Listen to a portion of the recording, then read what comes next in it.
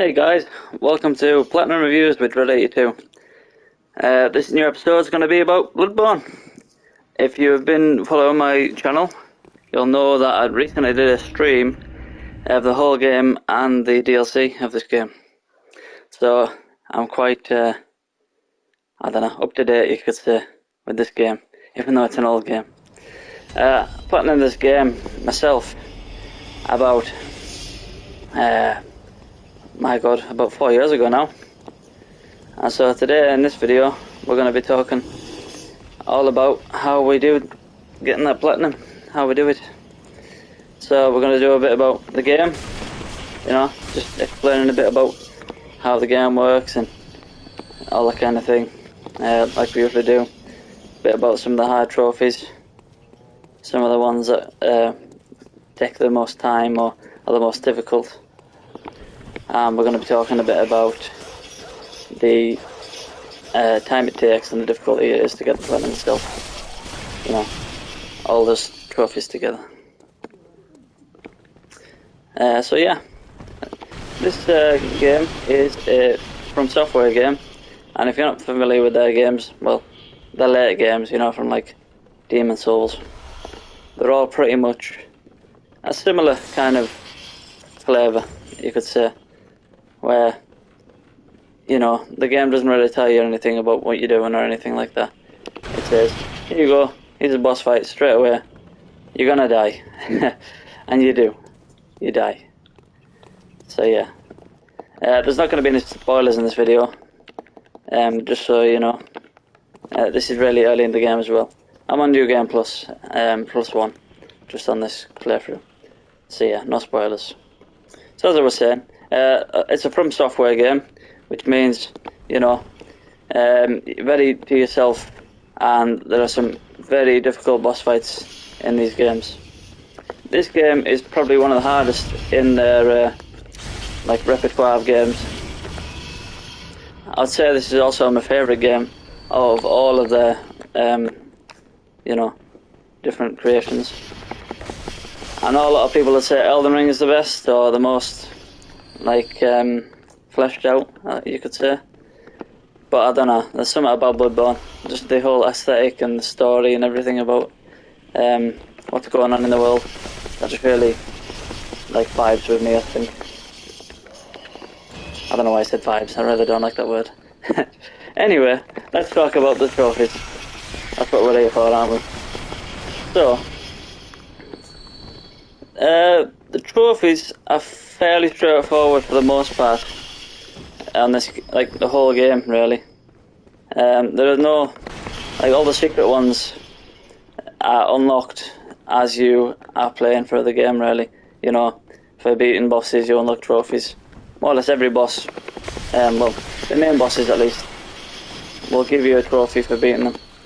And there are only, I think there's 42 trophies altogether that you've got to unlock. So it's not like a huge trophy list where you get 50 or more. So yeah, most of them are for bosses, so that's not too bad. I mean, obviously some of the bosses are hard, especially if you get the DLC and you want to get the 100%, not just the platinum, which is what I did. Yeah, so if you want to do that, the last boss in that DLC is quite tough. I mean, in the playthrough I did not long ago, because I'm quite experienced in this game, I wouldn't say I'm amazing at it, not by any stretch of the imagination. There's people who do runs on these games where they take no damage at all, and they're not wearing any armour or anything, especially in Dark Souls games where armour actually matters. Yeah, so there is a bit of a skill curve to kind of build up to in these games, and this is no exception in Bloodborne.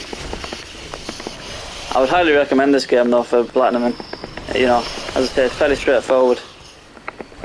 Now the trophies that did kind of make me want to throw my controller at the wall was the one that's a bit of a grind. One of the bosses is only accessible in the Chalice dungeons. Well, the Chalice dungeons are they're quite linear and frankly boring, to be honest. It's just a series of different corridors and open rooms where you've got to fight bosses on each level of them. And basically, you've got to go through all of them to unlock this last boss, like a secret boss. I won't ruin the surprise who it is if you haven't played the game. But yeah, you've got to go through all that, and that takes, I'd say, probably 15 hours at least, just for those, you know, going through all those dungeons. Maybe it would be less if you're really good at the game, you know, because each of these, I mean, some of the bosses in those labyrinths, they're called, they aren't that hard, but some of them are absolute nightmarish, and they're on in the labyrinths. Like, you don't see them anywhere else in the game.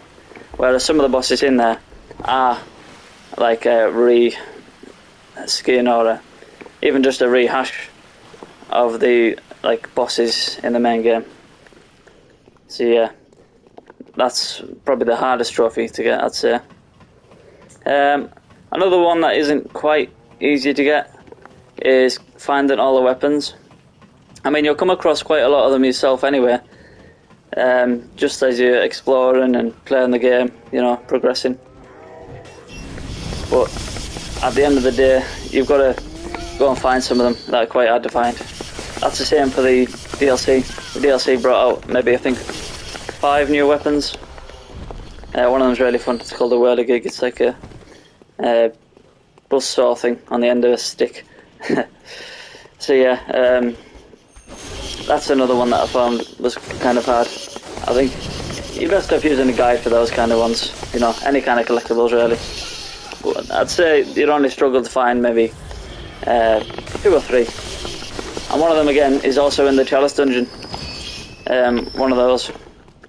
I'm not sure if all the Chalice dungeons have to be done to get the platinum, because you've got to go down different paths and do different rituals and things like that if you want to get the, you know, all these different items and the bosses and the weapons and everything like that. This cutscene's just going to be skipped because I don't want to ruin anything. So yeah.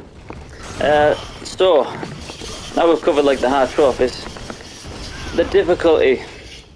So that really depends on how good you are on these games. For me, this was actually the first Souls, well, they call them Soulsborne games, because of the popularity of these 2 games. Yeah, so it depends on how good you are at these type of games. I would say if you're, you know, experienced, considering you're going to have to do all those Chalice dungeons as well, I'd say at least 35 hours. Or if you're like me, where it's like your first your first Soulsborne game. I can't speak. Yeah, if it's your first Soulsborne game, then I would definitely say around 50 hours. There are some bosses in the Chalice dungeons that took me, I'd say, at least 50 tries. One of them being this thing called a bloodletting beast, I think it's called. And there's about 3 different versions of it. I didn't struggle too hard with some of them, but one of the versions of it was absolutely just kicked my ass, and I couldn't do it for ages. I actually had to summon some help. It's part of the reason why I did the playthrough again on my stream, because I wanted to beat the game with no summons, you know, and just do it all myself for a change. Anyway, so yeah, 50 hours if you're unexperienced, 35 for if you are. And as I say, the difficulty just depends on how good you are on Soulsborne games. And that will also determine how hard the platinum is in general. So, hope you enjoyed this video, and you know, you don't think too less of me after watching this gameplay. I've just died to that boss. I mean, it is quite hard. Well, some say. I did actually manage to beat him my first go in the last stream. Maybe just, you know, at the same time as speaking, it's not as easy to concentrate. So yeah, I'm just gonna let this video play out like I usually do. Probably end it after I beat this boss. And yeah, I'll see you in the next one. The next video is gonna be, let me think. It will be Miles Morales. Yeah, I found that game. So the next game will be Miles Morales. Hope to see you there. Be sure to leave a comment and a like for this video if you watched it. I'd love to find out how you struggled, or if you did as much as I did when trying to get the platinum for this trophy, platinum trophy for this game. So yeah, thank you very much. See you guys next time.